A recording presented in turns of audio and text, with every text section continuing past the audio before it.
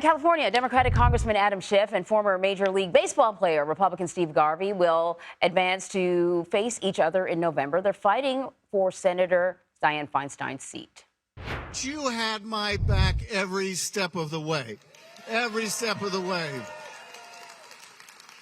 You helped us build the biggest grassroots campaign for Senate in California history. Keep in mind, this is the first game of a doubleheader. So keep the evening of November 5th open, as we will celebrate again. Nikole Killion is following all of this from Capitol Hill. Nikole, what else did we hear from Schiff and Garvey last night?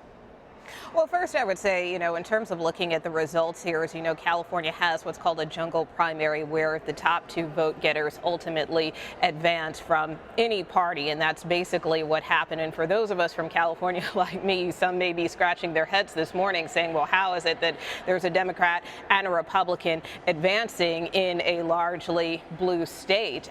And so, a lot of the message last night, of course, you heard Congressman Schiff there take a victory lap, but also Steve Garvey, a Republican who played for the Dodgers, who played for the San Diego Padres, really trying to get people on board with his campaign around issues of crime and the border, telling his supporters last night and those who may be looking at his campaign to come and join him. But, this was a very divisive race in the sense that you had three Democratic heavyweights in Congressman Adam Schiff, Congresswoman Katie Porter, and Congresswoman Barbara Lee, all representing different factions of the Democratic Party. And ultimately, while Schiff did advance, Katie Porter is arguing it came at the expense of her and Barbara Lee, that Schiff deliberately pushed them out of the race by running a lot of ads propping up Garvey, which is why he ended up in that number 2 slot, according to her perspective. And even there was some concern and consternation by Barbara Lee on that part, although she told me she tries not to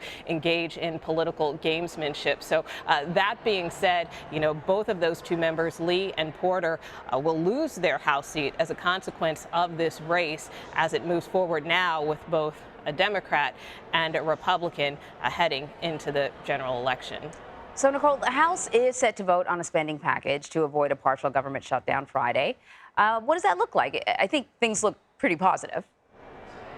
Well, that's certainly the hope. I mean, there's really not a lot of time to, get this wrong. So they've got to get it right in the sense we've got the State of the Union tomorrow. And then, of course, we run up against the first government funding deadline on March 8th, this coming Friday. So the House does plan to move forward on a series of 6 appropriations bills, ranging from funding the Department of Agriculture, housing, transportation, and other federal agencies. They've been coupled together in what some are calling a minibus package. It will be passed under a procedure called under suspension of the rules, which basically means that this will require a lot of Democratic support to get over the finish line. Many conservative Republicans not too happy about that, but that is what will have to be done in order to pass this funding package. And then, of course, it'll go over to the Senate, and then Congress will take up a second round of funding, 6 additional appropriations bills in the next 2 weeks before the next deadline hits March 22nd. All right. I can't believe you can remember all of that. Nikole, thank you very much. You bet.